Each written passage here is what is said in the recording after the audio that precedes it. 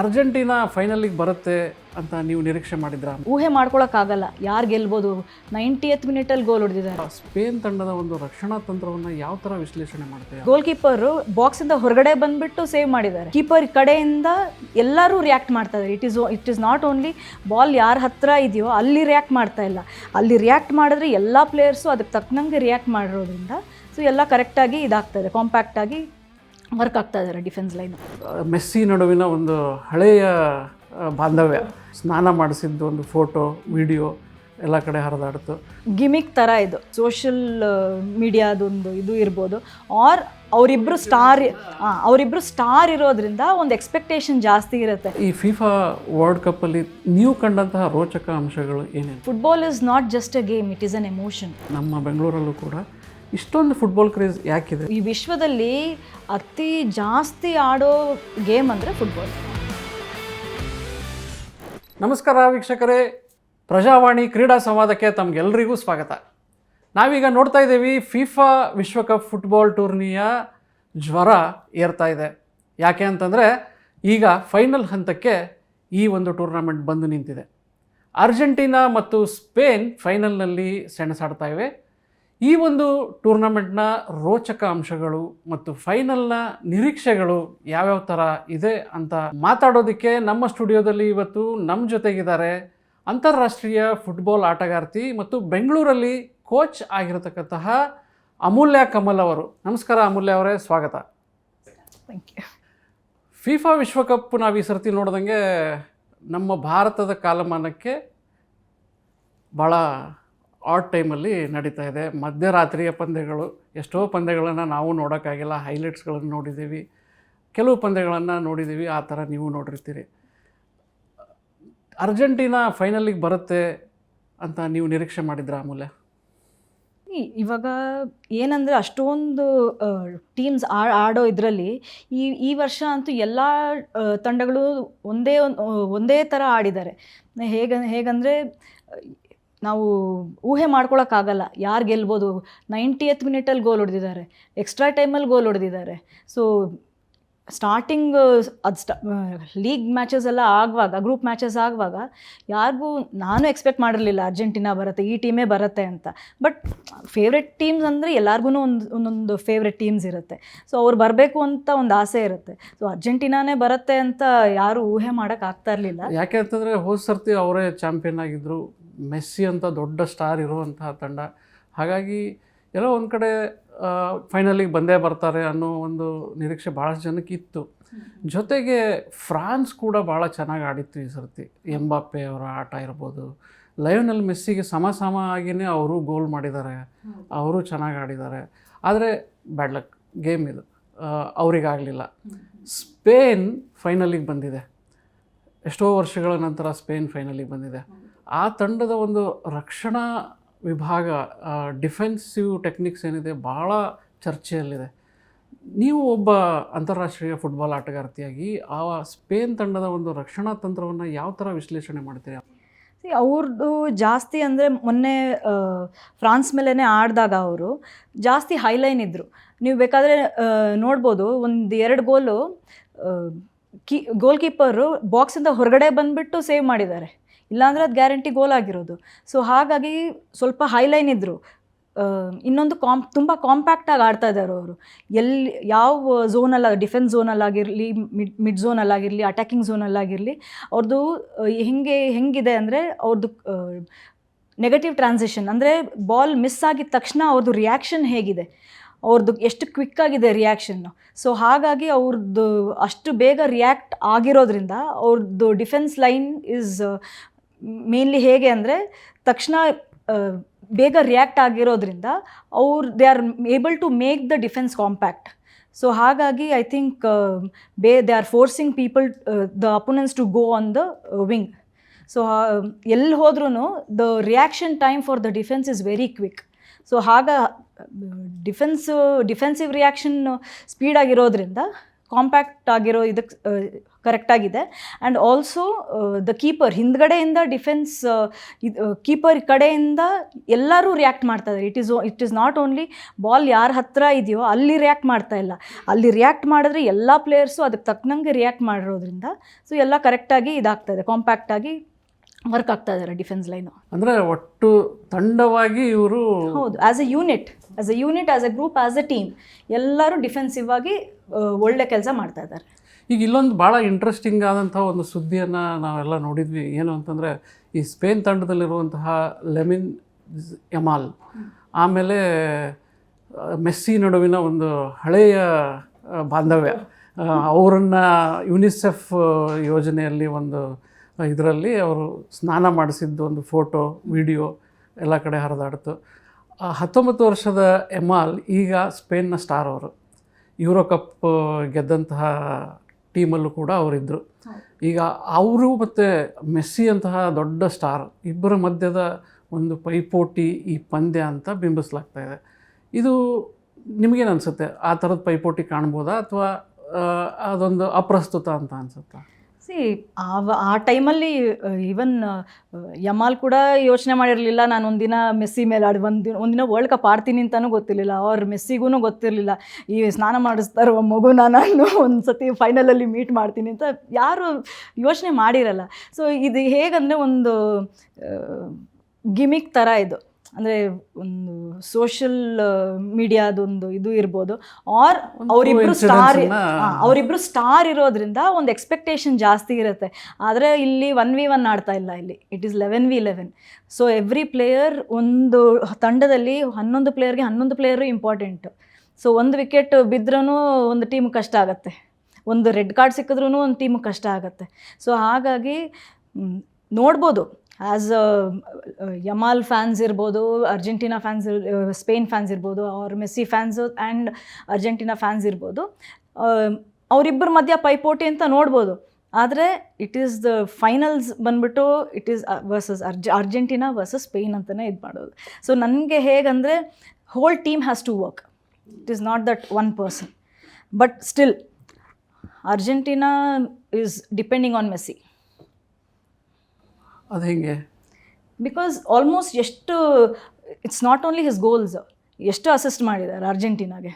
ಮೊನ್ನೆ ಆಗಿದ್ದು ಸೆಮಿಫೈನಲ್ ಮ್ಯಾಚಲ್ಲೂ ಅಷ್ಟೇ 2 ಗೋಲೂ it is from the Messi. ಯಾರಿಗೆ though he is left footer, unpredictably ರೈಟಲ್ಲಿ he has crossed. So he was force to go on the wing and they forced him to score goals. ಬಹುಶಃ ಫೈನಲಲ್ಲೂ ಸ್ಪೇನ್ನವರು ಅದೇ technique use ಮಾಡ್ತಾರಾ? ಅವ್ರನ್ನ ಗೋಲ್ ಪೋಸ್ಟಿಂದ ದೂರ ಇಡೋಕ್ಕೆ ನೋಡ್ತಾರಾ? See, he is a magician, Messi is a magician. ಎಲ್ಲಿಂದ ಬೇಕಾದ್ರೂ ಹೀ ಕ್ಯಾನ್ ಸ್ಕೋರ್ ಗೋಲ್ಸ್. ಆದರೆ ಏನಂದರೆ ನಾನು ಮುಂಚೆನೇ ಹೇಳ್ದಂಗೆ ಎಷ್ಟು ಕ್ವಿಕ್ಕಾಗಿ ಇವಾಗ ನಮ್ಮದು ಏನು ಮೂಮೆಂಟ್ ಇದ್ರೂ it depends on the opponent. So chess ಥರ ಅಪೋನೆಂಟ್ ಏನು ಮೂಮೆಂಟ್ ಮಾಡ್ತಾರೋ ಅದಕ್ಕೆ ಆಪೋಸಿಟ್ ಮೂಮೆಂಟ್ ನಾವು ಮಾಡಬೇಕು. So I think he is unstoppable. But ನೋಡಬೇಕು ಸ್ಪೇನ್ ಹೆಂಗೆ ಸ್ಟ್ರಾಟಜೈಸ್ ಮಾಡ್ತಾರೆ, ಕೋಚ್ ಹೆಂಗೆ ಹೆಲ್ಪ್ ಮಾಡ್ತಾರೆ ಟೀಮ್ಗೆ to keep the team in compact during defence, ಅಥವಾ ಮತ್ತೆ ವಿಂಗಲ್ಲಿ ಹೋಗಿ ಕ್ರಾಸಸ್ ಮಾಡಿ ಗೋಲ್ ಹೊಡಿಸ್ತಾರಾ ಅಂತ ನೋಡಬೇಕು. ವೀಕ್ಷಕರೇ, ಇಲ್ಲೊಂದು ಮಾತು ಹೇಳಬೇಕು ನಾನು. ಅಮೂಲ್ಯ ಅವರು ಭಾರತ ತಂಡವನ್ನು ಏಷ್ಯನ್ ಗೇಮ್ಸಲ್ಲೂ ಕೂಡ ಪ್ರತಿನಿಧಿಸಿದ್ದಾರೆ. ಬಹಳ ಎಕ್ಸ್ಪೀರಿಯೆನ್ಸ್ ಇರುವಂತಹ ಒಂದು ಆಟಗಾರ್ತಿ ಇವರು. ಆ ಒಂದು ಎಕ್ಸ್ಪೀರಿಯೆನ್ಸ್ ಮೇಲೆ ಈ ವಿಶ್ವಕಪ್ಪನ್ನು ಅವರು ವಿಶ್ಲೇಷಣೆ ಮಾಡ್ತಾ ಇದ್ದಾರೆ. ಜೊತೆಗೆ ಅಮೂಲ್ಯ ಅವರ ತಾಯಿ ಚಿತ್ರಾ ಗಂಗಾಧರ್ ಅವರು ಕೂಡ ಭಾರತ ತಂಡವನ್ನು ಬಹಳ ಕಾಲ ಪ್ರತಿನಿಧಿಸಿದವರು. ಸೊ ಮತ್ತೆ ಮಾತುಕತೆಗೆ ಬರೋದಾದರೆ ಅಮೂಲ್ಯ ಅವರೇ, ಈ ಒಂದು ಫಿಫಾ ವಿಶ್ವಕಪ್ಪಲ್ಲಿ ನಾವು ನೋಡಿದ್ವಿ ಈ ಒಂದು ಈ ಫೈನಲ್ ಓಕೆ, ಫೈನಲ್ಗಿಂತ ಮುಂಚೆನೂ ಕೂಡ ಈ ಒಂದು ಎಂಟೈರ್ ವಿಶ್ವಕಪ್ ಟೂರ್ನಿಯನ್ನು ಬಹಳ ರೋಚಕವಾದ ಟೂರ್ನಮೆಂಟ್ ಅಂತ ಕನ್ಸಿಡರ್ ಮಾಡ್ತಾ ಇದ್ದಾರೆ. ಯಾಕೆ ಅಂತಂದರೆ ಮೊದಲನೇ ಪಂದ್ಯದಿಂದನೇ ಕೇವಲ 5 ಲಕ್ಷ ಜನಸಂಖ್ಯೆ ಇರುವಂತಹ ಕೇಪ್ ವರ್ಡ್ ಅನ್ನೋ ಒಂದು ದ್ವೀಪ ರಾಷ್ಟ್ರ ಈ ಸರ್ತಿ ಫಸ್ಟ್ ಟೈಮ್ ಬಂದಿತ್ತು. ಅವರು ಕೂಡ ಸ್ಪೇನ್ ಅಂತ ದೊಡ್ಡ ಒಂದು ತಂಡಕ್ಕೆ ಸವಾಲು ಹೊಡ್ತಾರೆ, ಡ್ರಾ ಮಾಡ್ಕೋತಾರೆ, ನಾಕೌಟ್ ಸ್ಟೇಜಿಗೂ ಬರ್ತಾರೆ. ಆ ಒಂದು ತಂಡದ ಬಗ್ಗೆ, ಅದರ ಪರ್ಫಾರ್ಮೆನ್ಸ್ ಬಗ್ಗೆ, ಒಟ್ಟಾರೆ ಈ ಫಿಫಾ ವರ್ಲ್ಡ್ ಕಪ್ಪಲ್ಲಿ ನೀವು ಕಂಡಂತಹ ರೋಚಕ ಅಂಶಗಳು ಏನೇನು ಅಮೂಲ್ಯ? ಫಸ್ಟ್ ಮೇನ್ ಅಂದರೆ ಕೀಪರ್ಸ್ ಬಂದ್ಬಿಟ್ಟು ತುಂಬ ಎಕ್ಸ್ಟ್ರಾಡಿನರಿಯಾಗಿ ಆಡ್ತಾ ಇದ್ದಾರೆ. ಕೀಪರ್ಸ್ ಒಂಥರ ಒಂದು ದೊಡ್ಡ ಗೋಡೆ ಇದ್ದಂಗೆ ಇದ್ದಾರೆ. ಆಲ್ಮೋಸ್ಟ್ ಎಲ್ಲ ಕೀಪರ್ಸ್ದು ಪರ್ಫಾರ್ಮೆನ್ಸ್ ತುಂಬ ಚೆನ್ನಾಗಿದೆ. They are more brave. ಬಾಕ್ಸಿಂದ ಹೊರಗಡೆ ಬಂದು ಆಡೋ ಅಷ್ಟು ಬ್ರೇವರಿ ತೊಗೊಂಡಿದ್ದಾರೆ. They are taking that ownership, they are taking that responsibility. So ಅದೊಂದು ತುಂಬ ಚೆನ್ನಾಗಿ ನಾನು ಅಬ್ಸರ್ವ್ ಮಾಡಿರೋದು. ಮತ್ತು ನೀವು ಹೇಳ್ದಂಗೆ ಕೇಪ್ ವರ್ಡೆ ಬಂದುಬಿಟ್ಟು ಚಿಕ್ಕ ದ್ವೀಪ ಇದ್ರೂ ಅವರು ಸ್ವಲ್ಪ ಪ್ಲೇಯರ್ಸ್ನ ಹೊರಗಡೆಯಿಂದನೂ ಸಿಟಿಸನ್ಶಿಪ್ ಮಾಡಿಕೊಂಡು ತೊಗೊಂಡಿದ್ದಾರೆ. ಸೊ ಬಟ್ ಅವ್ರದ್ದು ಕೀಪರ್ ಮಾತ್ರ he was an extraordinary player. ಹಾಂ, ಸೊ ಮೇ ಬಿ ಅವ್ರದ್ದು ಹೆಂಗೆ ಬೆಳೆದಿದ್ದಾರೆ, ಎಷ್ಟು ಕಷ್ಟದಿಂದ ಬೆಳೆದಿದ್ದಾರೆ. I saw one of his interview, ಎಷ್ಟು ಕಷ್ಟದಿಂದ ಬೆಳೆದಿದ್ದಾರೆ, ನಮಗೆ ಇಷ್ಟೇ ಇದ್ದಿದ್ದು. ಸೊ ವರ್ಲ್ಡ್ ಕಪ್ಗೆ ಹೋಗೋದು ಅನ್ನೋದೇ ಅವ್ರಿಗೆ ಒಂದು ಕನಸು. ಸೊ ಹಾಗಾಗಿ ಆ ಒಂದು ಡಿಟರ್ಮಿನೇಷನ್, ಕಮಿಟ್ಮೆಂಟು, ಒಂದೇ ತಂಡವಾಗಿ ಆಡೋದು, ಎಲ್ಲಿ ಹೋದ್ರೂ ಅವರು ಟೀಮ್ನ ಬಿಟ್ಕೊಡ್ತಾ ಇರಲಿಲ್ಲ. ಸೊ ಕೋಚ್ ಕೂಡ ಅಷ್ಟೇ, ಟೀಮ್ನ ಬಿಟ್ಕೊಡ್ತಾ ಇರಲಿಲ್ಲ. ಸೊ ಹಾಗಾಗಿ ಒಂದೊಂದು ಪ್ಲೇಯರೂ ಸೋತಿದ್ದಕ್ಕೂ ನಾನೇ ಕಾರಣ, ಗೆದ್ದಿದ್ದಕ್ಕೂ ನಾನೇ ಕಾರಣ ಅಂತ ಅನ್ಕೋಬೋದು. ಒಂದೊಂದು ಪ್ಲೇಯರು ಸೋತಿದ್ದಕ್ಕೆ ನಾನು ಕಾರಣ, ಗೆದ್ದಿದ್ದಕ್ಕೆ ನಮ್ಮ ಟೀಮ್ ಕಾರಣ, ಆ ಥರ ಒಂದು ಕ್ರೆಡಿಟ್ ಕೊಡ್ಬೋದು. ಸೊ ಹಾಗಾಗಿ ನಾನು ನೋಡಿದ್ದು ಏನಂದರೆ, he is one of the player who gave the credit to his team. ಅವನು ಕೀಪರ್ ಸ್ಟಾರ್ ಆಗಿದ್ರು, ಎಲ್ಲರೂ ಸ್ಟಾರ್ ಅಂತ ನೋಡಿದ್ರು, ಹಿ ಟೋಲ್ಡ್ ಅಬೌಟ್ ಹಿಮ್. ಅವ್ರ ಬಗ್ಗೆ ಅವರು ಹೇಳ್ಕೊಂಡಿದ್ದಾರೆ, ಆದರೆ ನನ್ನ ಟೀಮಿಂದ ನಾನು ಹೈಲೈಟ್ ಆಗಿರೋದು ಅಂತ. ಸೊ ಐ ಥಿಂಕ್ ಅದೊಂದು ಹಂಬಲ್ನೆಸ್ ಒಂದೊಂದು ಪ್ಲೇಯರ್ಗೂ ಬೇಕೇ ಬೇಕು. ಜೊತೆಗೆ ಅವರು ಫಸ್ಟ್ ಮ್ಯಾಚ್ ಗೆದ್ದಾಗ ಕಣ್ಣೀರು ಹಾಕಿದ್ರಲ್ಲ, ಅಳ್ತಾ ನಮ್ಮ ಅಮ್ಮ ಬರೋಕ್ಕಾಗಲಿಲ್ಲ ಅಂತ. ಅದು ಎಷ್ಟು ಇಂಪ್ಯಾಕ್ಟ್ ಮಾಡ್ತದೆ ಅಂದರೆ ಇಡೀ ಜಗತ್ತಿನ ಮೇಲೆ. ಅಮೇರಿಕಾ ತನ್ನ ಇಮಿಗ್ರೇಷನ್ ರೂಲ್ಸ್ಗಳನ್ನೆಲ್ಲ ಚೇಂಜ್ ಮಾಡಿ ಅವ್ರ ತಾಯಿನ ಕರೆಸಿ ನೆಕ್ಸ್ಟ್ ಮ್ಯಾಚಲ್ಲಿ ಅವ್ರ ತಾಯಿ ಇದ್ದರು. ಅದೆಂಥ ಒಳ್ಳೆ ಮೂವ್ ಅದು. Football is not just a game, it is an emotion. ಒಂದು ಭಾವನೆಗಳು ತುಂಬಿರೋ ಒಂದು ಆಟ ಅಂದರೆ ಫುಟ್ಬಾಲ್ ಅಂತ ಹೇಳ್ಬೋದು. ಅದರಲ್ಲಿ ನೀವು ಕಣ್ಣೀರು ನೋಡ್ತೀರಾ, ಕೋಪ ನೋಡ್ತೀರಾ, ಒಂದು ಪ್ರೀತಿ ನೋಡ್ತೀರಾ, ಒಂದು ಅನುಕಂಪ ನೋಡ್ತೀರಾ, ಎಲ್ಲನೂ ಇರೋ ಒಂದು ಗೇಮ್ ಅಂತ ಹೇಳಿದ್ರೆ ಫುಟ್ಬಾಲು. ಏನಕ್ಕೆ ನಾನು ಪರ್ಸ್ನಲಿ ನಂದು ಲೈಫ್ ನಾನು ಫುಟ್ಬಾಲ್ಗೆ ಹೋಲಿಸ್ತೀನಿ. ಒಂದು ಗೋಲಿಂದ ಇನ್ನೊಂದು ಗೋಲ್ಗೆ ಹೋಗಬೇಕು ಅಂದರೆ it is just your journey, ನಿಮ್ಮದು ಸ್ಟಾರ್ಟಿಂಗ್ ಜರ್ನಿ, ಅದು ಇನ್ನೊಂದು ಗೋಲು ಎಂಡಿಂಗ್ ಜರ್ನಿ. ಅಲ್ಲಿಂದ ಅಲ್ಲಿಗೆ ಹೋಗಿ ಸೇರಬೇಕು ಅಂದರೆ ನೀವು ಎಷ್ಟು ಹರ್ಡಲ್ಸ್ನ ದಾಟಬೇಕಾಗತ್ತೆ, ಎಷ್ಟು ಜನ ಹತ್ರ ಬೈಸ್ಕೋಬೇಕಾಗತ್ತೆ, ಒಡಿಸ್ಕೋಬೇಕಾಗತ್ತೆ, ಉಗಿಸ್ಕೋಬೇಕಾಗತ್ತೆ, ಎಷ್ಟು ಜನದ ಸಪೋರ್ಟ್ ಬೇಕಾಗತ್ತೆ. ಸೊ ಅದನ್ನೆಲ್ಲ ದಾಟಿ ನೀವು ಯಾವಾಗ ಇನ್ನೊಂದು ಗೋಲ್ ಹತ್ರ ಹೋಗ್ತಿರೋ ಅದೇ ಅಲ್ವಾ ಲೈಫು. ಸೊ ಹಾಗಾಗಿ I always compare football to my life. ಈ ಮಾತು ಕೇಳಿದಾಗ ಅಳೋದು ನಗೋದು ಎಲ್ಲ ಕೇಳಿದಾಗ, ಈ ಸರ್ತಿ ನಾವು ನೇಮರ್, ಬ್ರೆಜಿಲ್ದ ಸ್ಟಾರ್, ಅವರು ಅಳೋದನ್ನು ನೋಡಿದ್ದೀವಿ. ಪೋರ್ಚುಗಲ್ನ ಸೂಪರ್ ಸ್ಟಾರ್ ಕ್ರಿಸ್ಟಿಯಾನೋ ರೊನಾಲ್ಡೋ ಅವರ ಕಣ್ಣೀರನ್ನು ನೋಡಿದ್ದೀವಿ. ಸಣ್ಣ ಪುಟ್ಟ ಕಿರೋಸವಾದಂಥ ರಾಷ್ಟ್ರದ ಆಟಗಾರರ ನಗುವನ್ನು ನೋಡಿದ್ದೀವಿ. ಯಾಕೆಂದರೆ 1 ಲಕ್ಷ ಜನಸಂಖ್ಯೆ ಇರೋ ಆ ಕಿರೋಸವು ಈ ಸರ್ತಿ ವರ್ಲ್ಡ್ ಕಪ್ಪಲ್ಲಿ ಆಡ್ತು. ತಕ್ಕ ಮಟ್ಟಿಗೆ ಚೆನ್ನಾಗೇ ಆಡಿದರು. ಒಂದು ಎಕ್ಸ್ಪೀರಿಯನ್ಸ್ ಇಲ್ಲ. ವರ್ಲ್ಡ್ ಕಪ್ಗೆ ಬರೋದೇ ದೊಡ್ಡ ವಿಷಯ ಅಲ್ವಾ? ಅಲ್ಲ, ಇವಾಗ ಒಂದು ವರ್ಲ್ಡ್ ಕಪ್ ಕ್ವಾಲಿಫೈ ಆಗಿದ್ದೀವಿ ಅನ್ನೋದೇ ಒಂದು ದೊಡ್ಡ ವಿಷಯ. ಅದರಲ್ಲಿ ಅವ್ರದ್ದು ಪರ್ಫಾರ್ಮೆನ್ಸು ತಕ್ಕ ಮಟ್ಟಿಗೆ ಅವ್ರೊಂದು ಗೋಲ್ ಹೊಡೆದ್ರೂ ಅವ್ರಿಗೆ ಒಂದು ಸಂತೋಷ. ಅದೊಂದು ಅವ್ರಿಗೆ ಏನೋ ಒಂದು ದೊಡ್ಡ ಸಾಧನೆ ಮಾಡಿದಂಗೆ, ವರ್ಲ್ಡ್ ಕಪ್ಪೇ ಗೆದ್ದಿರೋ ಥರ ಅವ್ರಿಗೆ ಒಂದು ಫೀಲಿಂಗ್ ಇರ್ಬೋದು. ಅದನ್ನೇ ಇಟ್ ಈಸ್ ಇಮೋಷನ್, ಅದು ಭಾವನೆಗಳು ಆಟಕ್ಕಿಂತ. ಇರಾನ್ ಟೀಮ್ ನೋಡಿ, ಇರಾನ್ ಅಷ್ಟು ದೊಡ್ಡ ಯುದ್ಧ ಎಲ್ಲ ಆದಮೇಲೂ ಕೂಡ ಅದೇ ಅಮೇರಿಕಾದ ನೆಲದಲ್ಲಿ ಬಂದು ಅಲ್ಲೂ ಕೂಡ ಎಷ್ಟೆಲ್ಲ ಸಮಸ್ಯೆಗಳನ್ನು ಎದುರಿಸಿ ಆಡಿ ಹೋದರು. ಜೊತೆಗೆ ಜಪಾನ್ ಅಂತ ಟೀಮು ಒಂದು ಭಾಳ ದೊಡ್ಡ ಒಂದು ಪ್ರಿನ್ಸಿಪಲನ್ನು ನೋಡ್ಕೊಂಡು ಬಂತು. 2-3 ವಿಶ್ವಕಪ್ನಲ್ಲೂ ಕೂಡ ಅವ್ರು ಒಂದು ಭಾಳ ಆದರ್ಶಪ್ರಾಯವಾದಂಥ ಒಂದು ಸಂದೇಶವನ್ನು ಕೊಟ್ಟಿದ್ದಾರೆ. ಮ್ಯಾಚ್ ಮುಗಿದ ತಕ್ಷಣ ಅಲ್ಲಿರೋ ಎಲ್ಲ ಗಾರ್ಬೇಜನ್ನು ತೆಗೆದು ಕ್ಲೀನ್ ಮಾಡಿ ವಾಪಸ್ ಹೋಗ್ತಾರೆ.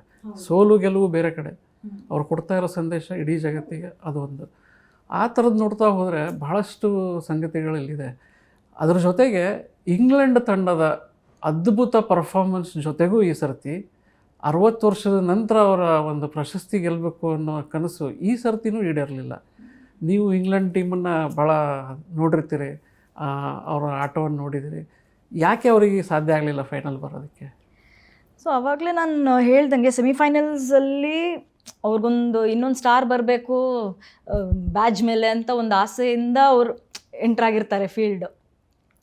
ಸೊ ಅವ್ರದ್ದು ಫಸ್ಟ್ ಗೋಲ್ ಹೊಡೆದಾದ್ಮೇಲೆ ಅವ್ರು ಏನು ಮಾಡಿದ್ರು ಅಂದರೆ, ನಂದು ಅಬ್ಸರ್ವೇಷನ್ ಪ್ರಕಾರ ಅವ್ರೇನು ಮಾಡಿದ್ದಾರೆ ಅಂದರೆ ಎಲ್ಲ ಡಿಫೆನ್ಸ್ನ ಡೀಪಾಗಿ ತೊಗೊಂಡ್ಬಿಟ್ಟಿದ್ದಾರೆ. ಡಿಫೆನ್ಸ್ನ ಡೀಪಾಗಿ ತೊಗೊಂಡ್ರೆ ಏನಾಗುತ್ತೆ, ಅಪೋನೆಂಟ್ನ you are allowing the space, ಆ ಜಾಗ ನೀವು ಕವರ್ ಮಾಡ್ಕೊಳ್ಳಿ. ಯುದ್ಧದ ಥರ ಅಷ್ಟೇ, ನಾವು ಎಷ್ಟು ಮುಂದೆ ಮುಂದೆ ಹೋಗ್ತೀವೋ ಅವ್ರದ್ದು ಜಾಗನ ನಾವು ಕವರ್ ಮಾಡೋ ಥರ, ನಾವು ಎಷ್ಟು ನಮ್ಮ ಕಡೆ ಬರ್ತೀವೋ ನಮ್ಮ ಜಾಗನ ನೀವು ತೊಗೊಳ್ಳಿ ಅನ್ನೋ ಥರ, ಯುದ್ಧದ ಥರ ತಾನೇ ಇದು. ಸೊ ಹಾಗಾಗಿ ಅವ್ರು ತುಂಬ ಡೀಪಾಗಿ ಡಿಫೆನ್ಸ್ ಅಲ್ಲಿ ಇದು ಮಾಡಿದ್ದಾರೆ. ಡಿಫೆನ್ಸ್ ಡೀಪ್ ಆದರೆ ಮೆಸ್ಸಿಗೇನು ಅಡ್ವಾಂಟೇಜು, ಮೆಸ್ಸಿಗೇನು ಬೇಕು, ಆ ಪೆನಾಲ್ಟಿ ಬಾಕ್ಸ್ ಒಳಗಡೆ ನುಗ್ಗಬೇಕು. ನುಗ್ಗಕ್ಕಾಗಲಿಲ್ಲ ಅಂದ್ರೂ ವಿಂಗಿಂದ he has made the game. So ಒಂದು ಗೋಲ್ ಆಗಿದ ತಕ್ಷಣ ಏನು ಮಾಡಬೇಕಾಗಿತ್ತು ನನ್ನ ಅಭಿಪ್ರಾಯದಲ್ಲಿ, ಅಟ್ಲೀಸ್ಟ್ ಮಿಡ್ ಬ್ಲಾಕ್ ಮಾಡಿದಿದ್ರೆ ಅವ್ರನ್ನ ಅಲ್ಲೇ ಸ್ಟಾಪ್ ಮಾಡ್ಬೋದಾಗಿತ್ತು. ಮಧ್ಯದಲ್ಲಿ ಫೀಲ್ಡ್ ಮಧ್ಯದಲ್ಲಿ ಸ್ಟಾಪ್ ಮಾಡಿದಿದ್ರೆ ಅವ್ರನ್ನ ಅಲ್ಲೇ ಬ್ಲಾಕ್ ಮಾಡ್ಬೋದಾಗಿತ್ತು. ಹೈಲೈನಲ್ಲಿದ್ರೂ ಒಂದೊಂದ್ಸತಿ ಕಷ್ಟ ಆಗುತ್ತೆ, ಒಂದು ಲಾಂಗ್ ಬಾಲ್ ಹಾಕಿದ್ರೆ ಯಾರು ಓಡ್ತಾರೆ ಅಂತ ಗೊತ್ತಾಗಲ್ಲ. ಸೊ ಮಿಡ್ ಬ್ಲಾಕ್ ಮಾಡಿದಿದ್ರೆ ಸ್ವಲ್ಪ ಮ್ಯಾನೇಜಬಲ್ ಆಗಿರೋದು. ಏನಕ್ಕಂದರೆ ಅವರು ಏನು ಇನ್ನೇನು ಲಾಸ್ಟ್ ಮಿನಿಟಲ್ಲಿ ಗೋಲ್ ಹೊಡೆದಿದ್ದಾರೆ, 91st ಮಿನಿಟಲ್ಲಿ ಗೋಲ್ ಹೊಡೆದಿದ್ದಾರೆ. ಆಲ್ಮೋಸ್ಟ್ ಈ ಟೂರ್ನಮೆಂಟ್ ಉದ್ದಕ್ಕೂ ನೋಡಿದ್ರೆ ನಾವು ಅರ್ಜೆಂಟೀನಾದವ್ರು ಹೆಚ್ಚು ಗೋಲ್ಗಳು ಬಂದಿರೋದೇ ಆಫ್ಟರ್ 80 ಮಿನಿಟ್ಸ್, ಹೌದು 75 ಮಿನಿಟ್ಸ್ ಸ್ಟಾಪೇಜ್ ಟೈಮಲ್ಲಿ ಹೌದು ಬಂದಿದ್ದಾವೆ. ಹೌದು, ಸುಮಾರು ಗೋಲ್ ಅರ್ಜೆಂಟೀನಾದಂತ ಅಲ್ಲ, ಸುಮಾರು ಇದನ್ನು ಏನಕ್ಕಂದರೆ ದ ಟೀಮ್ ಹೆಂಗೆ ಆಡ್ತಾ ಇದೆ ಅಂದರೆ ಫೈನಲ್ ವಿಸಿಲ್ ತನಕ ಬಿಡಬಾರ್ದು ಅನ್ನೋ ಒಂದು ಮೆಂಟಾಲಿಟಿನಲ್ಲಿ ಆಡ್ತಾ ಇದ್ದಾರೆ. ಸೊ ಹಾಗಾಗಿ ಗೋಲುಗಳು ಸಿಗ್ತಾ ಇದೆ. ಇವಾಗ ಸರಿ, ಇನ್ನೊಂದು ಏನಂದರೆ ನಾವೊಂದು ಗೋಲ್ ಹೊಡೆದ್ಬಿಟ್ಟಿದ್ದೀವಿ, ಸೊ ರಿಲ್ಯಾಕ್ಸ್ ಆದರೆ ಏನಾಗುತ್ತೆ, ಇವಾಗ ಇಂಗ್ಲೆಂಡ್ದಾಯ್ತಲ್ಲ, ಸೊ ಆ ಥರ ಇದಾಗುತ್ತೆ ಅಷ್ಟೆ. ಸೊ ಎಷ್ಟು ನಾವು ಎಂಡ್ ಮೂಮೆಂಟ್ ತನಕ ನಾವು ಫೈಟ್ ಮಾಡ್ತಾನೇ ಇರಬೇಕು. ಇಟ್ ಈಸ್ ನಾಟ್ ದಟ್ ನಾವು ಗೋಲ್ ಹೊಡೆದ್ಬಿಟ್ಟಿದ್ದೀವಿ ಅನ್ನೋ ಇನ್ನೊಂದು ನಾವು ಗೆಲ್ತೀವಿ ಅನ್ನೋ ಮೈಂಡ್ ಸೆಟ್ ಬಂದುಬಿಟ್ರೆ before the final whistle, so ಅದು ಸ್ವಲ್ಪ ಕಷ್ಟ ಆಗುತ್ತೆ. ಲಾಸ್ಟ್ ಸೆಕೆಂಡ್ವರೆಗೂ ಹೌದು, ಯು ಹ್ಯಾವ್ ಟು ಫೈಟ್. ಆ ಪೇಷನ್ಸ್ ಇರಬೇಕು, ಆ ಸ್ಟೆಮಿನಾ ಇರಬೇಕು, ಆ ಫಿಟ್ನೆಸ್, ಆ ಮೆಂಟಾಲಿಟಿ ಇರಬೇಕು. C, football is played more with brain than with your feet. ಕಾಲಲ್ಲಿ ಬಾಲ್ ಇರ್ಬೋದು, ಆದರೆ ತಲೆಯಿಂದ ತಾನೇ ನೀವು ಡಿಸಿಷನ್ ಮೇಕಿಂಗ್ ಮಾಡ್ತೀರಾ. ಕಾಲಲ್ಲಿ ಬಾಲ್ ಇದ್ದರೆ ಕಾಲಲ್ಲಿ ಏನು ಮಾಡಬೇಕು ಅನ್ನೋದು ಇಲ್ಲಿಂದ ತಾನೇ ಬರುತ್ತೆ. ಸೊ ಹಾಗಾಗಿ ನಿಮ್ಮದು ಮೆಂಟಾಲಿಟಿ ಈಸ್ ವೆರಿ ಇಂಪಾರ್ಟೆಂಟ್. ಎಷ್ಟು ಸ್ಟ್ರಾಂಗಾಗಿ ನೀವು ಇರ್ತೀರಾ, ಒಂದು ಗೋಲ್ ನೀವು ಕನ್ಸಿಡರ್ ಮಾಡಿದ್ಮೇಲೂ ಎಷ್ಟು ಸ್ಟ್ರಾಂಗಾಗಿ ನೀವು ಅದನ್ನು ಕಮ್ಬ್ಯಾಕ್ ಮಾಡ್ತೀರಾ. ಎಷ್ಟೊಂದು ಇವಾಗ ಮ್ಯಾಚಸಲ್ಲೆಲ್ಲ ಎಷ್ಟು ಕಮ್ಬ್ಯಾಕ್ಸ್ ಸುಮಾರಿದ್ದಾವೆ. ಸೊ ಅರ್ಜೆಂಟೀನಾದೇ ನೋಡ್ಬೋದು, ಯಾರಿಗೂ ಗೊತ್ತಿರಲಿಲ್ಲ ದೇ ವಿಲ್ ಕಮ್ ಬ್ಯಾಕ್ ಅಂತ. ಅದನ್ನು 1-1 ಡ್ರಾ, ಓಕೆ, ನಾನೂ ಅಂದ್ಕೊಂಡಿದ್ದೆ ಮೋಸ್ಟ್ಲಿ ಅದು ಪೆನಾಲ್ಟಿಗೆ ಹೋಗ್ಬೋದು ಅಥವಾ ಎಕ್ಸ್ಟ್ರಾ ಟೈಮ್ಗೆ ಹೋಗಿ ಪೆನಾಲ್ಟಿಗೆ ಹೋಗ್ಬೋದು ಅಂತ. ಸಡನ್ಲಿ ಒಂದು ಕ್ರಾಸ್ ಆಯಿತು, ಒಂದು ಹೆಡ್ಡಿಂಗ್ ಆಯಿತು. ಸೊ ಅದು ಡಿಫೆನ್ಸಿವ್ ಲ್ಯಾಪ್ಸ್ ಆಗಿರೋದ್ರಿಂದ ಸ್ವಲ್ಪ ಇದಾಯಿತು. ಸೊ ಹೇಳ್ದಂಗೆ ಎಲ್ಲರೂ they were going deep down. ಅದೇ ನೀವು ಹೇಳ್ದಂಗೆ ಮೆಸ್ಸಿಗೆ ಅಷ್ಟು ಸಿಕ್ಕರೆ ಸಾಕು ಅನ್ನೋದನ್ನು, ಮೆಸ್ಸಿಗೇನು ಆ ಏರಿಯಾ ಒಳಗಡೆ ನುಗ್ಬೇಕಷ್ಟೆ. ದೋ ಇಂಗ್ಲೆಂಡ್ ಏರಿಯಾ ಒಳಗಡೆ ನುಗ್ಗಕ್ಕೆ ಬಿಡಲಿಲ್ಲ. So they forced him to go on the wing. ನಾವು ಲಾಸ್ಟ್ ಟೈಮ್ ನೋಡಿದ್ವಲ್ಲ, ಶೂಟ್ ಔಟಲ್ಲೇ ತೊಗೊಂಡು ಬಂದ್ಬಿಟ್ರು. ಹೌದು, last time. So Messi also ಏನು ಇದು ಮಾಡೋಕ್ಕಲ್ಲ, he has missed penalties, he has missed free kicks. See everybody ಇವಾಗ ಎಲ್ಲ ಮ್ಯಾಚಲ್ಲೂ ಮೆಸ್ಸಿ ಏನು ಗೋಲ್ ಹೊಡೆದಿಲ್ಲ. ಇಲ್ಲಿ ಕ್ವಾರ್ಟರ್ ಫೈನಲ್ಸಲ್ಲಿ ಆಗಲಿಲ್ಲ, ಸೆಮಿಫೈನಲ್ಸಲ್ಲಿ ಆಗಲಿಲ್ಲ. So he works for the team. ಒಂದೊಂದು ಪ್ಲೇಯರ್ಸ್ ಇರ್ತಾರೆ, ದೇ ವರ್ಕ್ ಫಾರ್ ದೆಮ್ಸೆಲ್ಸ್. ಒಂದೊಂದು players they work for the team. So I have seen Messi like he works for the team. ಬಾಲ್ನ ತಾನೇ ಗೋಲ್ ಹೊಡಿಬೇಕು ಅಂತ ಇಲ್ಲ, ಎಷ್ಟೊಂದು ಅಸಿಸ್ಟ್ ಕೂಡ ಮಾಡಿದ್ದಾರೆ. ಆಲ್ಮೋಸ್ಟ್ ಒಂದು ಇಷ್ಟು ವರ್ಲ್ಡ್ ಕಪ್ ಆಡಿರೋದ್ರಲ್ಲಿ ಒಂದು 20 ಅಸಿಸ್ಟ್ ಮಾಡಿರ್ಬೋದು. ಈ ವರ್ಲ್ಡ್ ಕಪ್ಪಲ್ಲಿ ಒಂದು 4ರಿಂದ 6 ಅಸಿಸ್ಟ್ ಮಾಡಿರ್ಬೋದು. ಎಲ್ಲನೂ it is beautiful assist, 100% goal.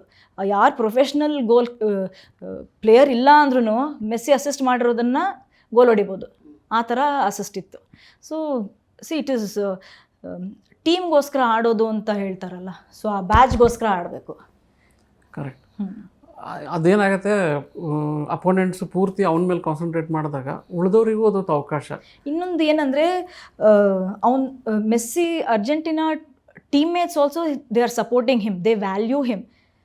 ಅಷ್ಟು ದೊಡ್ಡ ಪ್ಲೇಯರ್ ಅಂತ they value. But I have seen many of the, ಇವಾಗ ರೊನಾಲ್ಡೋದೇ ತೊಗೊಳ್ಳಿ, his teammates what I have seen they were not supporting him. Though he was in a right position to score, support ಮಾಡಿದ್ರೂ ಕೂಡ ball ಹಾಕಬೇಕಲ್ವಾ. So you cannot say ಆ ಥರ ಗೋಲ್ ಹೊಡೆದಿಲ್ಲ, world cup ಗೆದ್ದಿಲ್ಲ ಅನ್ನೋದ್ರಿಂದ ರೊನಾಲ್ಡೋನ ಗೋಟ್ ಅಂತ ಹೇಳ್ದೇ ಇರೋದಕ್ಕಾಗಲ್ಲ ಅಲ್ಲ. ಹೀ ಈಸ್ ಸ್ಪೆಷಲೈಸ್ಡ್, ಅಷ್ಟೊಂದು commitment, ಅಷ್ಟೊಂದು ಡೆಡಿಕೇಶನ್, 40 ವರ್ಷದಲ್ಲೂ ಅಷ್ಟು ಡೆಡಿಕೇಶನ್ ಇಟ್ಟು ಒಂದು ಪ್ಲೇಯರ್ ವರ್ಲ್ಡ್ ಕಪ್ ಆಡ್ತಾರೆ ಅಂದರೆ ತುಂಬ 5-6 ವರ್ಲ್ಡ್ ಕಪ್ ಆಡಿದ ಮೇಲೂ ಗೆಲ್ಲಕ್ಕಾಗಲಿಲ್ಲ ಪಾಪ. It's a bad luck. ಹೌದು ಹೌದು. ಅದು ಟೀಮ್ ಕೋಆರ್ಡಿನೇಷನ್ನು ಕೌಂಟ್ ಆಗುತ್ತೆ. ಖಂಡಿತ, ಅಲ್ಟಿಮೇಟ್ಲಿ ಟೀಮ್ ಗೇಮ್ ಇದು. ಖಂಡಿತ. ಒಬ್ಬ ಮೆಸ್ಸಿ ಆಗಲಿ, ಒಬ್ಬ ರೊನಾಲ್ಡೋ ಆಗಲಿ ಇಡೀ ಟೀಮನ್ನು ಗೆಲ್ಸೋಕ್ಕಾಗಲ್ಲ. ಹೌದು. ಅವರು ಫಾರ್ಮನ್ನು ಉಳಿದವರು ಸಪೋರ್ಟ್ ಮಾಡ್ಕೊಂಡು ಬಂದರೆ ಟೀಮ್ ಆಗಿ ಗೆಲ್ಬೋದು ಅನ್ನೋದಕ್ಕೆ Argentina is a big example. Yes yes. Even Spain ಕೂಡ. ಹಾಗಾಗಿನೇ ಈ ಫೈನಲ್ ಬಹಳ ಒಂದು ರೋಚಕವಾಗಬಹುದು. ಸ್ಪೇನಲ್ಲೂ ಅಷ್ಟೇ, ಯಾರು ಇವಾಗ ಸ್ಟ್ರೈಕರೇ ಗೋಲ್ ಹೊಡಿಬೇಕು ಅಂತ ಏನಿಲ್ಲ, ಹಿಂದ್ಗಡೆಯಿಂದ ಪೆಡ್ರೋ ಬಂದ್ಬಿಟ್ಟು ಗೋಲ್ ಹೊಡಿತಾ ಇದ್ದಾರೆ. ಇವಾಗ it is not that striker only has to score ಅಂತ ಇವಾಗ ಆ ಥರ ಇಲ್ಲ. ಯಾರು ಗೋಲ್ ಹೊಡಿತಾರೆ ಅಂತಲೂ ಗೊತ್ತಲ್ಲ. ಆ ಬಾಕ್ಸಲ್ಲಿ ಬಂದರೆ it is like A magic. ಯಾವಾಗ ಗೋಲ್ ಆಗುತ್ತೆ, ಯಾವಾಗ ಫೌಲ್ ಆಗುತ್ತೆ, ಯಾವಾಗ ಪೆನಾಲ್ಟಿ ಸಿಗುತ್ತೆ. ಇವಾಗ ಈ VAR ಬಂದ್ಬಿಟ್ಟು ಇಟ್ ಈಸ್ ಒಂಥರ ಅಡ್ವಾಂಟೇಜು ಅಷ್ಟೇ, ಡಿಸ್ಅಡ್ವಾಂಟೇಜು ಅಷ್ಟೇ. ಭಾಳ ಕಾಂಟ್ರವರ್ಷಿಯಲ್ ತುಂಬಾನೇ. And referees are blamed. ಇವಾಗ ಅಮೆರಿಕ ಮ್ಯಾಚಲ್ಲಿ ಟ್ರಂಪ್ನೇ ಬರಬೇಕಾಯ್ತು. ಹೌದು, ಇಂಟರ್ಫಿಯರೆನ್ಸ್ ಆಯಿತು. ಅಲ್ಲ, it went to politics. Football totally went to politics. ಈಗ ಫಾಕ್ಲ್ಯಾಂಡ್ದು ಗಲಾಟೆ ನಡೀತಾ ಇದೆ. ಈಗ ಇವರು ಬ್ಯಾನರ್ ತೋರಿಸಿ ಇಂಗ್ಲೆಂಡ್ ಮ್ಯಾಚಲ್ಲಿ ಅರ್ಜೆಂಟೀನಾದವರು, ಅದು ಈಗ ಇಶ್ಯೂ ನಡೀತಾ ಇದೆ. ಗೊತ್ತಿಲ್ಲ ಫೈನಲ್ವರೆಗೂ ಅವ್ರಿಗೆ ಏನು ದಂಡ ಬೀಳುತ್ತೋ ಏನು ಬೀಳುತ್ತೋ ಇನ್ನೂ ಗೊತ್ತಾಗಿಲ್ಲ. ಇವಾಗ ಇದರಲ್ಲೂ ಅಷ್ಟೇ, ಇಂಗ್ಲೆಂಡ್ ಆ್ಯಂಡ್ ಅರ್ಜೆಂಟೀನಾ ಇದರಲ್ಲೂ ಎಷ್ಟೊಂದು ಫೌಲುಗಳಾಯಿತು. ಫಸ್ಟ್ ಮಿನಿಟ್ಟಿಂದನೇ ಫೌಲ್ಸ್ ಸ್ಟಾರ್ಟ್ ಆಗಿದೆ. ಇವ್ರು ಅವ್ರಿಗೆ ಮಾಡ್ತಾರೆ, ಇವ್ರಿಗೆ ಮಾಡ್ತಾರೆ. But cards were shown only to England. So ಅದೇನು ರೆಫ್ರಿದು ಅಬ್ಸರ್ವೇಷನ್ನ ಅಥವಾ don't know what has happened. ಇಷ್ಟೆಲ್ಲ ಟೆಕ್ನಾಲಜಿ, ಆರ್ಟಿಫಿಷಿಯಲ್ ಇಂಟೆಲಿಜೆನ್ಸ್ ಟೆಕ್ನಾಲಜಿನೂ ನೀವು ಬಳಸ್ತಾ ಇರಬೇಕಾದ್ರೆ ಹ್ಯೂಮನ್ ಎರರ್ ಆಗುತ್ತೆ. Okay, I agree. Field umpire, referee ಏನೋ ತಪ್ಪು ಮಾಡ್ತಾನೆ, ಬಟ್ ಅದನ್ನ ರಿವ್ಯೂ ಮಾಡೋದಕ್ಕೆ ಚಾನ್ಸ್ ಇರ್ಬೇಕಾದ್ರೆ ಅಲ್ಲಿ ಕೂಡ ತಪ್ಪಾಗತ್ತೆ ಅಲ್ಲ. ಅದು ಯಾವ ಥರ ಅಲ್ಲ, ರಿವ್ಯೂ ಮಾಡ್ಬೋದು ಅದನ್ನ, ಬಟ್ ರಿವ್ಯೂ ಮಾಡ್ತಾ ಇಲ್ವಲ್ಲ. ಇವಾಗ ಬೆಲ್ಲಿಂಗ್ಹ್ಯಾಮ್ ಇದು ಮಾಡಿದ್ದು ಮೆಸ್ಸಿಗೆ, ಅದೇನಾಯಿತು ಅಂತ ಇವಾಗಿನ ತನಕ ಗೊತ್ತಿಲ್ಲ. ಸೊ ಏನು ಸೋಷಿಯಲ್ ಮೀಡಿಯಾನಲ್ಲಿ ಏನಿದೆ ಅಂದರೆ, ಬೆಲ್ಲಿಂಗ್ಹ್ಯಾಮ್ ಹೋಗಿ ಏನೋ ಇನ್ಫ್ಲೂಯೆನ್ಸ್ ಇದು ಒಂಥರ ಏನೋ ಹೇಳಿದ್ರಿಂದ Messi went to score, assist ಮಾಡೋಕ್ಕೆ ಆ ಗೋಲ್ಗೆ ಮೆಸ್ಸಿನೇ ಇದು ಮಾಡಿದ್ದು. ಬೆಲ್ಲಿಂಗ್ಹ್ಯಾಮ್ ಒಂದು ಏನು ಹೇಳ್ತಾರೆ, ಇನ್ಸ್ಟಿಗೇಟ್ ಮಾಡಿದ್ದು ಅಂತ ಒಂದು ಸೋಷಿಯಲ್ ಮೀಡಿಯಾನಲ್ಲಿ ಒಂದು ಇದಿದೆ. ಇವಾಗ ಅಲ್ಲಿ ಏನಾಗಿದೆ ಅಂತ ಗೊತ್ತಿಲ್ವಲ್ಲ ನಮಗೆ. ಸೊ ಇಟ್ ಈಸ್ ನಾಟ್, ಅಲ್ಲಿ ಏನಾಗಿದೆ ಅಂತ ಮೆಸ್ಸಿ ಗೊತ್ತು, ಬೆಲ್ಲಿಂಗ್ಹ್ಯಾಮ್ ಗೊತ್ತು, ರೆಫ್ರಿಗೂ ಗೊತ್ತಿರಲ್ಲ. ಸೊ ಎಲ್ಲ ಒಂದು ಕ್ರಿಯೇಷನ್ ಆಗ್ತಾ ಇದೆ ಇಲ್ಲಿ. ಏನು ನೋಡ್ಬೇಕು ನೆಕ್ಸ್ಟ್. ನಾವು ಆಗಲೇ ಮಾತಾಡಿದ್ವಿ, ಈ ಫಿಫಾ ವರ್ಲ್ಡ್ ಕಪ್ಪು ಬಹಳ ರೋಚಕವಾದ ಪಂದ್ಯಗಳನ್ನು ನೋಡಿದೆ, ಕುತೂಹಲಕರವಾದ ಬೆಳವಣಿಗೆಗಳನ್ನು ನೋಡಿದೆ ಅಂತ. ಜಾಸ್ತಿ ರಾಜಕೀಯ ಕಂಡಿರೋದು ಬಹುಶಃ ಇದೇ ಟೂರ್ನಮೆಂಟ್ ಅಂತ ಅನ್ಸುತ್ತೆ. ಕರೆಕ್ಟ್. ಒಬ್ಬ ಅಮೆರಿಕದ ಪ್ರೆಸಿಡೆಂಟೇ ಇಂಟರ್ಫಿಯರೆನ್ಸ್ ಮಾಡ್ತಾರೆ ಒಂದು ರೆಡ್ ಕಾರ್ಡನ್ನು ರಿಲೀಸ್ ಮಾಡ್ಸೋಕ್ಕೆ ಅಂದರೆ. ಇದು ಭಾಳ ದೊಡ್ಡ ಇದು, ಒಂಥರ 1.5 ಗಂಟೆ ಮೂವಿ ನೋಡ್ದಂಗೆ ಇದು. ಏನು ಒಂದು 90 ಮಿನಿಟ್ಸ್ ಮೂವಿ ನೋಡಿದ್ರೆ ಅದರಲ್ಲಿ ಎಲ್ಲನೂ ಇರುತ್ತೆ. ಒಂದು ಫೈಟಿಂಗ್ ಇರುತ್ತೆ, ಒಬ್ರಿಗೊಬ್ರು ಸಪೋರ್ಟ್ ಮಾಡೋ ಥರ ಇರುತ್ತೆ, ಅಳು ಇರುತ್ತೆ, ಎಮೋಷನ್ಸ್ ಇರುತ್ತೆ, ಗೆಲುವು ಇರುತ್ತೆ, ಸೋಲು ಇರುತ್ತೆ. ಅಲ್ಲ, ಒಂದು ಮೂವಿನಲ್ಲಿ ಇದು ತಾನೇ ಇರೋದು. ಸೊ ಒಂದು 90 ನಿಮಿಷ ಮೂವಿ ನೋಡ್ದಂಗೆ ಇರುತ್ತೆ ಇದು. ಕರೆಕ್ಟ್. ಅದೇ ಈಗ ಮೂವಿ ಥರ ನಾವು ನಮ್ಮ ಸಂವಾದದ ಒಂದು ಕ್ಲೈಮ್ಯಾಕ್ಸಿಗೆ ಬರ್ತಾ ಇದ್ದೇವೆ. ಈಗ ಕೊನೆ ಹಂತದಲ್ಲಿದ್ದೇವೆ. ನಾವು ಇಷ್ಟು ವರ್ಷದಿಂದ ಈ ಫಿಫಾ ವರ್ಲ್ಡ್ ಕಪ್ಗಳನ್ನು ಅಬ್ಸರ್ವ್ ಮಾಡ್ತಾ ಬಂದಂಗೆ, ಈ ಕ್ರಿಕೆಟು ನಮ್ಮ ದೇಶದ ಕ್ರೇಜ್, ಪ್ರತಿಯೊಬ್ಬ ಸಣ್ಣ ಮಗುವಿನಿಂದ ಹಿಡಿದು ದೊಡ್ಡವ್ರವರೆಗೂ ಒಂದು ಕ್ರಿಕೆಟ್ ವರ್ಲ್ಡ್ ಕಪ್ ನಡೆದ್ರೆ ನೋಡ್ತಾ ಇರ್ತಾರೆ. ಬಟ್ ನಾವು ಇಷ್ಟು ವರ್ಷದಲ್ಲಿ ನೋಡ್ದಂಗೆ ಯಾವುದೇ ವರ್ಲ್ಡ್ ಕಪ್ಪಲ್ಲಿ, ಕ್ರಿಕೆಟ್ ವರ್ಲ್ಡ್ ಕಪ್ಪಲ್ಲಿ ಇಂಡಿಯಾ ಸೋತೋಗ್ಬಿಟ್ರೆ ಮಧ್ಯದಲ್ಲೇ ಯಾವುದೋ ಕ್ವಾರ್ಟರ್ ಫೈನಲಲ್ಲೋ ಕ್ರೇಜ್ ಇಳಿದು ಹೋಗ್ಬಿಡುತ್ತೆ. ಜಾಸ್ತಿ ಜನ ನೋಡಲ್ಲ, ಇಂಟ್ರೆಸ್ಟ್ ಕಳ್ಕೊತಾರೆ. ಏನೋ ಫೈನಲಲ್ಲಿ ಒಂದು ಸ್ಕೋರ್ ನೋಡ್ತಾರೆ, ಆಸ್ಟ್ರೇಲಿಯಾ ಗೆತ್ತ, ವೆಸ್ಟ್ ಇಂಡೀಸ್ ಗೆತ್ತ, ಯಾವುದೋ ಗೆತ್ತ. ಆದರೆ ಫುಟ್ಬಾಲಲ್ಲಿ ಇವತ್ತು ಫಿಫಾ ವರ್ಲ್ಡ್ ಕಪ್ಪಲ್ಲಿ ಇಂಡಿಯಾ ಟೀಮೇ ಇಲ್ಲ. ಇಂಡಿಯಾ ಟೀಮ್ ಇನ್ನು ಯಾವಾಗ ಬರುತ್ತೋ ಗೊತ್ತಿಲ್ಲ ಫಿಫಾಕ್ಕೆ. ಆದರೂ ಕೂಡ ಇಂಡಿಯಾದಲ್ಲಿ, ಅದರಲ್ಲೂ ಬೆಂಗಳೂರಲ್ಲಿ, ಗೋವಾ, ಕಲ್ಕತ್ತಾ, ಕೇರಳ ಇಂಥ ರಾಜ್ಯಗಳಲ್ಲಿ, ನಮ್ಮ ಬೆಂಗಳೂರಲ್ಲೂ ಕೂಡ ಇಷ್ಟೊಂದು ಫುಟ್ಬಾಲ್ ಕ್ರೇಜ್ ಯಾಕಿದೆ ಅಮೂಲ್ಯ ಅವರೇ? ನೀವು ಸಣ್ಣವರಿದ್ದಾಗಿಂದ ಬೆಂಗಳೂರಲ್ಲೇ ಹುಟ್ಟಿ ಬೆಳೆದವರು, ನೋಡಿದ್ದೀರಾ, ಆಡಿದ್ದೀರಾ, ಯಾಕೆ? ಫುಟ್ಬಾಲ್ ಅಂದರೆ ಇಟ್ ಈಸ್ ಒನ್ ಗೇಮ್. ದೇಶದಲ್ಲಿ ಎಲ್ಲ ಇದು ವರ್ಲ್ಡಲ್ಲಿ ಎಲ್ಲ ದೇಶನೂ ಆಡುತ್ತೆ. ಇವಾಗ ಎಲ್ಲ ದೇಶನೂ ಕ್ರಿಕೆಟ್ ಆಡಲ್ವಲ್ಲ. ಎಷ್ಟು ಕ್ರಿಕೆಟ್ ಟೀಮ್ ವರ್ಲ್ಡ್ ಕಪ್ಪಲ್ಲಿ ಬರುತ್ತೆ? 12, ಮ್ಯಾಕ್ಸಿಮಮ್ ಒಂದು 15 ಬರುತ್ತಾ? ಆದರೆ ಫುಟ್ಬಾಲಲ್ಲಿ ಎಷ್ಟು ದೇಶ ಇದೆ? ಈ ವರ್ಲ್ಡ್ ಕಪ್ಪಲ್ಲಿ 48 ಇದೆ. ಅದನ್ನೇ ಹೇಳ್ತಾ ಇರೋದು. ಈ ವಿಶ್ವದಲ್ಲಿ ಅತಿ ಜಾಸ್ತಿ ಆಡೋ ಗೇಮ್ ಅಂದರೆ ಫುಟ್ಬಾಲ್. ಏನಕ್ಕೆ ಹೇಳಿ? It is the poor man's game. ಏನು ಬೇಡ. ಇವಾಗ ನೀವು ಹಳೆ ಒಂದು ಆ್ಯಡ್ಸಲ್ಲಿ ನೋಡಿ, ಅಥವಾ ಇವಾಗ್ಲೂ ಒಂದು ಅಂಡರ್ ಪ್ರಿವಿಲೇಜ್ಡ್ ಕಂಟ್ರೀಸಲ್ಲಿ ಹೋಗಿ ನೋಡಿದ್ರೆ ರಬ್ಬರ್ ಬ್ಯಾಂಡ್ನ ಸುತ್ತಿ ಬೀದಿನಲ್ಲಿ ಆಡ್ತಾ ಇರ್ತಾರೆ. ಅದೊಂದು ಸ್ಟೋರಿನೇ ಅದನ್ನೇ. ಸೊ ಬೀದಿನಲ್ಲಿ ಆಡ್ತಾ ಇರ್ತಾರೆ. It is a poor man's game. So cricket ಹಾಗಲ್ವಲ್ಲ. ಕ್ರಿಕೆಟ್ ಹೆಂಗೆ? ಅದಕ್ಕೆ ಬ್ಯಾಟ್ ಬೇಕು, ಬಾಲ್ ಬೇಕು, ಅದಕ್ಕೆ ಗಾರ್ಡ್ಗಳು ಬೇಕು. ಅದಕ್ಕೆ ಇವಾಗ ನೀವು ಯಾವುದೋ ಒಂದು ಗಲ್ಲಿ ಕ್ರಿಕೆಟ್ ಆಗ್ತಾಯಿದ್ರು ಅದನ್ನು ನೋಡೋಕ್ಕೂ ಒಂದು 20 ಜನ ಇರ್ತಾರೆ. ಸುಮ್ಮನೆ ಯಾವುದೋ ಒಂದು ಟೂರ್ನಮೆಂಟ್ ಮ್ಯಾಚ್ಗಳು ಆಗ್ತಾಯಿದ್ರು, ಫ್ರೆಂಡ್ಲಿ ಮ್ಯಾಚ್ ಆಗ್ತಾಯಿದ್ರು, ಅದನ್ನು ನೋಡೋಕ್ಕೂ ಒಂದು 20-25 ಜನ ಇದ್ದೇ ಇರ್ತಾರೆ. ಅದೇನಕ್ಕೆ ಫುಟ್ಬಾಲ್ಗಿಲ್ಲ? ಕ್ರೇಜ್ ಏನಕ್ಕೆ ಇಂಡಿಯಾನಲ್ಲಿ ಜಾಸ್ತಿ ಇದೆ ಅಂದರೆ, ಫುಟ್ಬಾಲರ್ಸ್ ಜಾಸ್ತಿ ಆಗ್ತಾ ಇದ್ದಾರೆ ಬರ್ತಾ ಬರ್ತಾ. ಫುಟ್ಬಾಲ್ದು ಒಂದು ಇನ್ಫ್ಲೂಯೆನ್ಸ್ ಜಾಸ್ತಿ ಬರ್ತಾ ಇದೆ. ಅದು ಮೇ ಬಿ ಒಂದು ಪ್ಯಾಷನ್ನ ಅಥವಾ ಫ್ಯಾಷನ್ನ ಅದೂ ಗೊತ್ತಿಲ್ಲ ಇವಾಗ. ಮೇ ಬಿ ವರ್ಲ್ಡ್ ಕಪ್ ಟೈಮಲ್ಲಿ ಮಾತ್ರ ಅವರು ಫುಟ್ಬಾಲ್ ಅಡಿಕ್ಟ್ ಆಗಿರ್ತಾರ, ಅಥವಾ ದ ಹೋಲ್ ಲೈಫ್, ಅಥವಾ ತೋರಿಸ್ಕೊಳ್ಳೋಕ್ಕೆ ನಾನಿಲ್ಲ, ನಾನು ಫುಟ್ಬಾಲ್ ಫ್ಯಾನು ಅಂತ ಸೋಷಿಯಲ್ ಮೀಡಿಯಾ. ಸೊ ಇವಾಗ ಒಂದು ಫುಟ್ಬಾಲ್ ಫೀವರ್ ಅಂದರೆ it is influenced in different ways. ನಾನು ಪ್ಯಾಷನ್ ಆಗಿರ್ಬೋದು, ಫ್ಯಾಷನ್ ಆಗಿರ್ಬೋದು, ಒಂದು ಸೋಷಿಯಲ್ ಮೀಡಿಯಾಗ ಹಾಕೋಕ್ಕಿರ್ಬೋದು. ಆದರೆ ಮೇನ್ ಏನಿರೋದು ಫುಟ್ಬಾಲ್ಗೆ ಒಂದು ಪ್ರೀತಿ. ಅದು ಫುಟ್ಬಾಲ್ಗೊಂದು ಪ್ರೀತಿ ಇರೋದ್ರಿಂದ ಇದೆಲ್ಲ ಮಾಡ್ತಾ ಇದ್ದಾರೆ. ಸೊ ಹಾಗಾಗಿ ಐ ಥಿಂಕ್ ಕ್ರೇಜ್ ಜಾಸ್ತಿ ಆಗ್ತಾ ಇದೆ. ಆ್ಯಂಡ್ ಇವಾಗ್ಲೂ ಅಷ್ಟೇ ನಮ್ಮ CM ಅವರು ಫೈನಲ್ಸ್ಗೆ ಒಂದು 3:30 ಟೈಮ್ ಕೊಟ್ಟಿದ್ದಾರೆ. ಓಪನ್ ಮಾಡಿದ್ದಾರೆ. So it is good step. So it is A good step. ಅದನ್ನು ಇದಾಗಿರ್ಲಿಲ್ಲ ಅಂದಿದ್ರೆ ಅದಕ್ಕೆ ನಾನು ಕೇಳಿದ್ದು, ಕ್ರಿಕೆಟ್ ಅಲ್ಲೇನೆ ಯಾವುದೋ ಒಂದು ವರ್ಲ್ಡ್ ಕಪ್ ಅಲ್ಲಿ ಇಂಡಿಯಾ ಟೀಮ್ ಮಧ್ಯದಲ್ಲೇ ಹೊರಗೆ ಹೋಗ್ಬಿಟ್ರೆ ಕ್ರೇಜು, TRP ಎರಡೂ ಕಮ್ಮಿ ಆಗುತ್ತೆ, ಟಿವಿಯಲ್ಲಿ ನೋಡೋರು ಕಮ್ಮಿ ಆಗ್ತಾರೆ. ಆದರೆ ಫುಟ್ಬಾಲಲ್ಲಿ ನಮ್ಮ ಇಂಡಿಯಾ ಟೀಮೇ ಇಲ್ಲ, ಆದರೂ ಕೂಡ ಜನ. ಏನಕ್ಕಂದ್ರೆ ಫುಟ್ಬಾಲ್ ಗೇಮೇ ಹಾಗೆ. ಇವಾಗ ನೀವು ಕ್ರಿಕೆಟ್ ಅಂದರೆ ಎಷ್ಟು ಸತಿ ನಿಂತ್ಕೋತೀರ? ಒಂದು ಪ್ಲೇಯರ್ ಸುಮಾರು, ಇವಾಗ ನಾನು ಫೀಲ್ಡರ್, ಎಷ್ಟೊತ್ತು ನಾನು ಸುಮ್ಮನೆ ನಿಂತ್ಕೊಂಡಿರ್ತೀನಿ. ಬಾಲ್ ಆ ಕಡೆ ಹೋದರೆ ನಾನು ಈ ಕಡೆನೇ ನಿಂತ್ಕೊಂಡಿರ್ತೀನಿ. ಬಟ್ ಫುಟ್ಬಾಲ್ ಆ ಥರ ಅಲ್ಲ. ಎವ್ರಿ ಪ್ಲೇಯರ್ ಹಿಂಗೆ ಹೋಗೋ ಅಷ್ಟೊತ್ತಿಗೆ ಒಂದು ಡಿಸಿಷನ್ ಚೇಂಜ್ ಆಗ್ತಾನೇ ಇರುತ್ತೆ, ಮೂಮೆಂಟ್ ಚೇಂಜ್ ಆಗ್ತಾ ಇರುತ್ತೆ. ಈ ಥರ ಇವಾಗ ಕಾರ್ಟೂನಲ್ಲಿ ಒಂದೇ ಪಿಕ್ಚರ್ ಯಾವಾಗಲೂ ತೋರಿಸಲ್ಲ, ಟಕ್ ಟಕ್ ಟಕ್ ಅಂತ ಮೂವ್ ಆಗ್ತಾನೇ ಇರುತ್ತೆ ಕಾರ್ಟೂನಲ್ಲಿ. ಇದೂ ಹಾಗೆ. ಇವಾಗ ಯಾರೂ ಸುಮ್ಮನೆ ನಿಂತ್ಕೊಂಡಿರಲ್ಲ. ಬಾಲ್ ಅಲ್ಲಿ ಹೋಗುತ್ತಾ, ಹೌ ಯು ರಿಯಾಕ್ಟ್, ಬಾಲ್ ಇಲ್ಲಿ ಹೋಗುತ್ತಾ, ಹೌ ಯು ರಿಯಾಕ್ಟ್, ಬಾಲ್ ನಮ್ಮ ಹತ್ರ, as a team, as an individual, as a unit, as A group, as A team ಎಲ್ಲನೂ ಇನ್ವಾಲ್ವ್ ಆಗುತ್ತೆ ಇಲ್ಲಿ. ಇಟ್ ಈಸ್ ಒಂದು ಡಿಸಿಷನ್ನು ಇಷ್ಟರಲ್ಲಿ ಚೇಂಜ್ ಆಗ್ಬೋದು.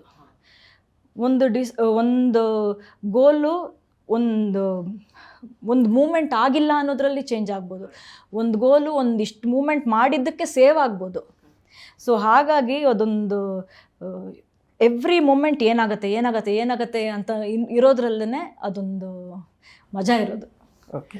ಸೊ ಕ್ರಿಕೆಟ್ ಆ ಥರ ಅಲ್ವಲ್ಲ, ಬ್ಯಾಟಿಂಗ್ ಹೊಡೆದಿದ ತಕ್ಷಣ 6 ಎಲ್ಲರೂ ನಿಂತ್ಕೊಂಡಿರ್ತಾರೆ.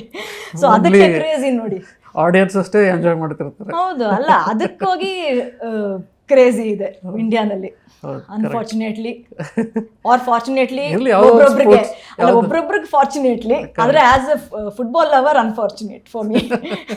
ಇರಲಿ, ಮುಂದೊಂದು ದಿವಸ ಫುಟ್ಬಾಲು ಅದೇ ಥರ ಬೆಳಿಬೋದೇನೋ ಅನ್ನೋ ನಿರೀಕ್ಷೆ. ನೀವೆಲ್ಲಿ ನೋಡ್ತೀರಾ ಈ ಫೈನಲ್ ಮ್ಯಾಚನ್ನು? ನಾನು ಮನೇಲೆ ನಿಮ್ಮ ನಾವು ಅದಕ್ಕಂತಾನೆ ಒಂದು ದೊಡ್ಡ ಟಿವಿ ಬೇರೆ ತಗೊಂಡಿದ್ವಿ, ಫಿಫಾ ವರ್ಲ್ಡ್ ಕಪ್ ನೋಡೋದಕ್ಕಂತಾನೆ. ಅದಕ್ಕಂತ ತಗೊಂಡ್ವಿ ನಾವು. ನಿಮ್ಮ ಪ್ರಿಡಿಕ್ಷನ್ ಏನು, ಯಾರು ಗೆಲ್ತಾರೆ? ಪ್ರಿಡಿಕ್ಷನ್ ನಾನು ಮುಂಚೆನೇ ಹೇಳ್ದಂಗೆ ಯಾರು ಏನಾಗತ್ತೆ ಅಂತಲೂ ಗೊತ್ತಿಲ್ಲ. ಇವಾಗ ನಾನು ಸೆಮಿಫೈನಲ್ಸಲ್ಲೂ ಇಂಗ್ಲೆಂಡ್ ಗೆಲ್ಲತ್ತೆ ಅಂತ ಅಂದ್ಕೊಂಡಿದ್ದು, ಬಟ್ ಹೋಗ್ತಾ ಅವ್ರು ಹಿಂದ್ಗಡೆ ಹೋಗ್ತಾ ಈ ಅರ್ಜೆಂಟೀನಾ ಅಟ್ಯಾಕ್ ಜಾಸ್ತಿ ಆಗೋಯ್ತು, ಇವ್ರದ್ದು ಅಟ್ಯಾಕ್ ಕಮ್ಮಿ ಆಗೋಯ್ತು, ಕಾಂಪ್ಯಾಕ್ಟ್ನೆಸ್ ಮಿಸ್ ಆಗೋಯ್ತು, and man to man marking inside the box miss ಆಗೋಯ್ತು. ಅದರಿಂದ ತಾನೇ ಗೋಲ್ ಆಗಿದ್ದು. ಒಂದು ಬಾಡಿ ಪೊಸಿಷನ್ ಚೇಂಜ್ ಆದ್ರೂ, ಇವಾಗ ಸೆಕೆಂಡ್ ಗೋಲ್ ಮೆಸ್ಸಿ ಕ್ರಾಸ್ ಮಾಡಿದ್ದು ಬಾಡಿ ಪೊಸಿಷನ್ ಹೇಗಿತ್ತು ಅಂದರೆ, ಇಲ್ಲೊಂದು ಡಿಫೆಂಡರು, ಇಲ್ಲಿ ಅರ್ಜೆಂಟೀನಿಯನು, ಇಲ್ಲೊಂದು ಇಂಗ್ಲೆಂಡು. ಸೊ ಆ ಒಂದು ಚಿಕ್ಕ ಬಾಡಿ ಪೊಸಿಷನ್ನಿಂದನೇ ಅದು ಗೋಲ್ ಆಗಿರೋದು ನನ್ನ ಅನಿಸಿಕೆಯಿಂದ. ಇನ್ ಕೇಸ್ ಅವ್ನು ಇಲ್ಲಿದ್ದವನು ಇಲ್ಲಿ ನಿಂತ್ಕೊಂಡಿದ್ದರೆ ಅದು ಗೋಲ್ ಆಗ್ತಾ ಇರಲಿಲ್ಲ. ಮೇಕ್ ವೆರಿ ಡೀಟೇಲ್ಡ್ ಒಂಥರ minute errors which cause a team. Okay, ಇವಾಗ ನೋಡಬೇಕು. ಆ ಲೆವೆಲ್ಲಿನ ಪ್ರೊಫೆಷ್ನಲಿಸಮ್ಗೆ ಫುಟ್ಬಾಲ್ ಬೆಳೆದಿದೆ ಇವತ್ತು. ಇಂಡಿಯಾ ಕೂಡ ಆ ಲೆವೆಲಿಗೆ ಬೆಳಿಬೇಕು, ಆವಾಗಲೇ ನಾವು ಫಿಫಾಗೆ ಹೋಗೋಕ್ಕಾಗೋದು. ಹೌದು, ಅದು ಸ್ಟಾರ್ಟಿಂಗ್ ದ ಗ್ರಾಸ್ ರೂಟಿಂದಾನೇ ಬೆಳಿಬೇಕು. ನೀವು ಟಾಪ್ ಟೈರಿಂದ ನೀವು ರೆಡಿ ಮಾಡ್ತೀನಿ ಟೀಮ್ನ ಅಂದರೆ ಆಗಲ್ಲ. ನೀವು ಸ್ಟಾರ್ಟಿಂಗಿಂದನೇ ಒಂದು ಸ್ಟ್ರಕ್ಚರ್ಡ್ ಪ್ಲ್ಯಾನ್ ಇರಬೇಕು ಒಂದೊಂದು ಟೀಮ್ಗೂ. ಗ್ರಾಸ್ ರೂಟಿಂದ ಏನು ಕೋಚಿಂಗ್ ಕೊಡ್ತೀರಾ, ಎಷ್ಟು ಟೆಕ್ನಿಕಲಿ ನೀವು ವರ್ಕ್ ಮಾಡ್ತೀರಾ. ಇವಾಗ Japan is still not able to understand. ಅವ್ರು ಎಷ್ಟು ಟೆಕ್ನಿಕಲ್ಲಿ ತುಂಬ ವರ್ಕ್ ಮಾಡ್ತಾರೆ ಅವರು, still they are not able to understand ಏನಕ್ಕೆ ಅವರು ಫಿಫಾ ಇದಕ್ಕೆ ವರ್ಲ್ಡ್ ಕಪ್ ವಿನ್ ಮಾಡೋಕ್ಕಾಗ್ತಾ ಇಲ್ಲ ಅಂತ. ಅಷ್ಟು ವರ್ಕ್ ಮಾಡೋ ಒಂದು ಕಂಟ್ರಿ ಕೂಡ they are still finding the reasons why they are not able to win the World Cup. ಅಂದರೆ ನಮ್ಮದು ಸುಮಾರು ಲ್ಯಾಕಿಂಗ್ ಇದೆ. ಗ್ರಾಸ್ ರೂಟಿಂದ ಹೆಂಗೆ ವರ್ಕ್ ಮಾಡಬೇಕು, ಅಲ್ಲಿಂದ ಒಂದೊಂದು ಪ್ಲೇಯರ್ನ ಹೆಂಗೆ ತೊಗೊಂಡು ಹೋಗಬೇಕು ಮೇಲ್ಗಡೆ. ಸೊ ಟಾಪ್ ಟೈರಲ್ಲಿ ನಾನು ವರ್ಕ್ ಮಾಡ್ತೀನಿ, ಗ್ರಾಸ್ ರೂಟಲ್ಲಿ ನಾನು ಹಿಂಗೆ ವರ್ಕ್ ಮಾಡೋದು. ವರ್ಕಿಂಗ್ ಪ್ಯಾಟರ್ನ್ ಬೇರೆ ಇರ್ಬೋದು, ಆದರೆ ವರ್ಕಿಂಗ್ದು ನಿಮ್ಮದು ಕೋಚಿಂಗ್ದು ಒಂದು ಸ್ಟೈಲು ಒಂದೇ ಥರ ಇರಬೇಕು. ಇವಾಗ ಒಂದು ಟೀಮ್ಗೆ ಏನು ಬೇಕು ಅದನ್ನು ಮಾಡಬೇಕು, ನನಗೇನು ಗೊತ್ತೋ ಅದನ್ನಲ್ಲ ಅಲ್ವಾ. ನಮ್ಮ ತಾಯಿ ಯಾವಾಗಲೂ ಹೇಳ್ತಾರೆ, ನೀನು ಟೀಮ್ಗೆ ಏನು ಬೇಕೋ, ಒಂದೊಂದು ಪ್ಲೇಯರ್ಗೆ ಏನೇನು ಮೈನಸ್ ಇದೆಯೋ ಅದನ್ನು ಇಂಪ್ರೂವ್ ಮಾಡ್ಕೊಳ್ಳೋಕೆ ನೋಡ್ಕೋಬೇಕು. ನಿನಗೇನು ಗೊತ್ತಿದೆಯೋ ಅದನ್ನು ಹೇಳ್ಕೊಡೋದಲ್ಲ. ನಾನು ಸ್ಟಾರ್ಟಿಂಗ್ ಕೋಚಿಂಗ್ ಬಂದಾಗ ದೀಸ್ ಆರ್ ದ ಥಿಂಗ್ಸ್, ಚಿಕ್ಕ ಒಂದು ಡೀಟೇಲ್ಡಲ್ಲಿ ವರ್ಕ್ ಮಾಡಬೇಕು, ಒಂದೊಂದು ಟೆಕ್ನಿಕಲ್ಲು ಡೀಟೇಲ್ಡಾಗಿ ವರ್ಕ್ ಮಾಡಬೇಕು, ಒಂದೊಂದು ಪೊಸಿಷನಲ್ಲೂ ಡೀಟೇಲ್ಡಾಗಿ ವರ್ಕ್ ಮಾಡಬೇಕು. ಸೊ ಆ ಒಂದು ಇನ್ನೊಂದು ಇನ್ಫ್ರಾಸ್ಟ್ರಕ್ಚರ್, ಅಗೇನ್ ಆ ಒಂದು ಇನ್ಫ್ರಾಸ್ಟ್ರಕ್ಚರ್ ಸ್ವಲ್ಪ ನಮ್ಮದು ಇಂಪ್ರೂವ್ ಆಗೋ. ಎಷ್ಟು ಸ್ಟೇಡಿಯಮ್ಸ್ ಇದೆ ಹೇಳಿ, ಕ್ರಿಕೆಟಲ್ಲಿ ಎಷ್ಟು ಸ್ಟೇಡಿಯಮ್ಸ್ ಇದೆ, ಫುಟ್ಬಾಲಲ್ಲಿ ಎಷ್ಟು ಸ್ಟೇಡಿಯಮ್ಸ್ ಇದೆ. ಎಷ್ಟು ಫುಟ್ಬಾಲ್ ಸ್ಟೇಡಿಯಮ್ಮು ಫುಟ್ಬಾಲ್ಗಂತಾನೇ ಯೂಸ್ ಆಗ್ತಾಯಿದೆ, ಎಷ್ಟು ಫುಟ್ಬಾಲ್ ಗ್ರೌಂಡುಗಳು ಫುಟ್ಬಾಲ್ಗಂತಾನೇ ಯೂಸ್ ಆಗ್ತಾಯಿದೆ. ಅದೊಂದು ಡಿಬೇಟ್. ಹೌದು, ಅದು ಭಾಳ ದೊಡ್ಡ ಡಿಬೇಟು ಮತ್ತು ಹಳೆಯ ಸಮಸ್ಯೆ. ಅಲ್ಲ ಹೌದು, ಅಲ್ಲ ಹಳೆಯ ಸಮಸ್ಯೆ ಆದ್ರೂ ಅದೇನು ಪರಿಹಾರ ಆಗ್ತಾ ಇಲ್ಲ. ಹೌದು. ಸೊ ಇವಾಗ ಇಲ್ಲೂ ಕೂಡ ಟೀಮ್ ಎಫರ್ಟ್ ಬೇಕು, ಸರ್ಕಾರ, ಜನ, ಫೆಡರೇಷನ್ಗಳು, ಕರೆಕ್ಟ್, ಅವರೆಲ್ಲ ಸೇರ್ಬೇಕಲ್ಲ. ಹೌದು. ಎಷ್ಟು ಜಾಗದಲ್ಲಿ ಇವಾಗ ಚಿಕ್ಕದಾಗಿ ಫುಟ್ಬಾಲ್ ಟರ್ಫ್ ಬರ್ತಾ ಇದೆ, ಆದರೆ ಅದು ಗೌರ್ಮೆಂಟ್ ಸೈಡಿಂದ ಅಲ್ವಲ್ಲ, ಪ್ರೈವೇಟ್ ಸೈಡಿಂದ to do their own business. ಇವಾಗ ಗೌರ್ಮೆಂಟ್ ಸೈಡಿಂದ ಎಲ್ಲಿ ಇವಾಗ ಕಂಠೀರವ ಸ್ಟೇಡಿಯಂ ಏನೋ ಇದು ಮಾಡ್ತೀನಿ ಅಂತ ಏನೋ ಹೇಳ್ತಾ ಇದ್ದಾರೆ, ಅದು ಇಂಡೋರ್ ಸ್ಟೇಡಿಯಮಾ ಔಟ್ಡೋರ್ ಸ್ಟೇಡಿಯಮಾ ಅದು ಗೊತ್ತಿಲ್ಲ, ಏನೋ ರಿನೋವೇಟ್ ಮಾಡ್ತೀನಿ ಅಂತ ಏನೋ ಒಂದು ಇದು ಬಂದಿದೆ. ಸೊ ಇರೋದನ್ನ ಏನಕ್ಕೆ ಮತ್ತೆ ಇದು ಮಾಡ್ತೀರಿ, ಬೇರೆ ಕಡೆ ಮಾಡಿ ಇನ್ನೊಂದು ಸ್ಟೇಡಿಯಂ ಬರಲಿ. ಏನಕ್ಕೆ ISL ಬರೀ ಕಂಠೀರವ ಸ್ಟೇಡಿಯಮಲ್ಲೇ ಆಗ್ತಾಯಿದೆ. ಇರೋ ಫುಟ್ಬಾಲ್ ಗ್ರೌಂಡನ್ನೇ ಅವ್ರು ಪೂರ್ತಿ ಡೆವಲಪ್ ಮಾಡೋಕ್ಕಾಗ್ತಾ ಇಲ್ಲ ಇದುವರೆಗೂ. ಗ್ರೌಂಡ್ನೇ ಡೆವಲಪ್ ಮಾಡ್ತಾ ಇಲ್ಲ ಅಂದರೆ ನೆಕ್ಸ್ಟ್ ಪ್ಲೇಯರ್ಸ್ನ ತುಂಬ ಕಷ್ಟ ಅಲ್ವಾ. ಸೊ ನೋಡಬೇಕು.